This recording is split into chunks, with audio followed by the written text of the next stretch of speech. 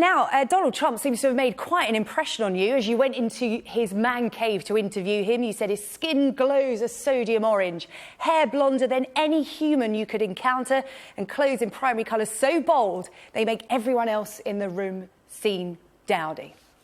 He is an electric personality. You don't necessarily need to be a fan. You don't need to suspend your critical faculties when you meet him to recognise that he is a phenomenon. Not only a hugely successful businessman and media personality long before he ever went into politics, but someone who became President of the United States against the predictions of almost every pundit and commentator that there is. Now, when you meet Donald Trump, you are in the presence of someone who treats an interview as an opportunity to share his views on life, the universe and everything. And in that sense, I described listening to him as like trying to stop a river in spate. There is just a flood of commentary on so many issues. But The Times today carries that interview on its website in full. And what we wanted to do is to make sure that people had the chance to hear what Donald Trump believes, so they can make their own mind up about him. Some people will read it and weep. Other people will find material in it which is encouraging. I think it's important that people make their own mind up on the basis of the facts as reported. What impression did you take away from the interview? Do you think that Donald Trump is going to be good for Britain? I think he wants a strong relationship with Britain. He has an affection for Britain. His mother comes from Scotland, and he has a particular regard for us because he believes that he predicted Brexit. And at the time of that vote, there were very few international figures who welcomed it as enthusiastically and unequivocally as he did. And he believes that it was the right decision for us, and he wants to make it work. More than that, he thinks that it's in America and Britain's interests to have a trade deal. He thinks that would be a win-win for both countries. And again, you don't have to be a fan of everything the man has said or done to believe that a strong business-like relationship between Britain and America should be a good thing. Quite a coup for you, isn't it, getting this interview? I mean, you've met face-to-face with the President-elect before the Foreign Secretary Boris Johnson, before the Prime Minister Theresa May. So is this a bit of one in the eye for government, who, of course, sacked you? Did you speak to them before this interview? Have you spoken to them after?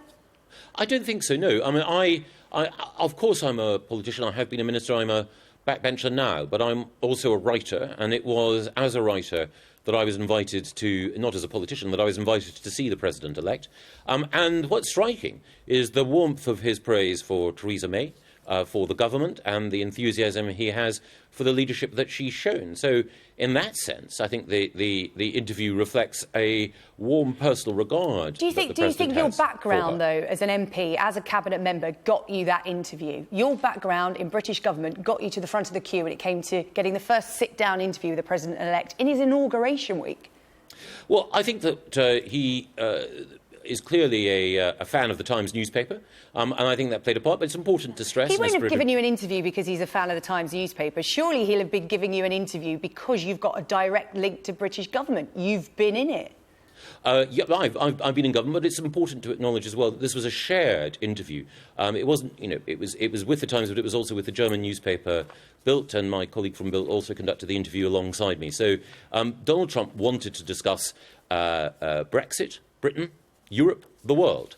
And, of course, in talking to me, he was talking to someone who had been involved in the campaign to secure Britain's departure from the European Union.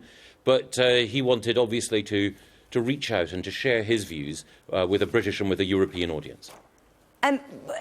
He wanted to reach out and share his views, but he hasn't spoken to the Foreign Secretary yet or the Prime Minister. He spoke to you. And you know what's going to happen next. The same thing that happened after Nigel Farage went to Trump Towers and met with Donald Trump. You're now going to be looked at as a potential ambassador. Would you fancy that role? No, I'm very happy being a Member of Parliament for Surrey Heath and a writer for The Times. But I think it's important to recognise that Donald Trump had nothing but praise for Theresa May in this interview, wants to see her quickly, wants to secure a trade deal. And I know from the conversations that I had around my visit that when the Foreign Secretary went to talk to members of the Trump team, they enjoyed their conversations with him, and they felt that he was an effective advocate for Britain's interests and do you think someone they're going to get on? They could build all a the strong personalities involved very well. you've met Donald Trump, you know Theresa May very well, and you know Boris Johnson. I'm particularly interested in how you think that the Prime Minister is going to get on with Donald Trump, because personally, their personalities couldn't be any different. They are different people, and the Prime Minister has been clear, and I think absolutely right, when she's been critical of some of the things that Donald Trump has said and done in the past. But the Prime Minister also knows that a strong relationship between Britain and America on a business-like basis can work in both our interests. And one of the things about the Prime Minister is that she's a cool customer. She can appraise in this relationship what is right for Britain, and I know that she will secure the best possible deal in the interests of British jobs and British workers.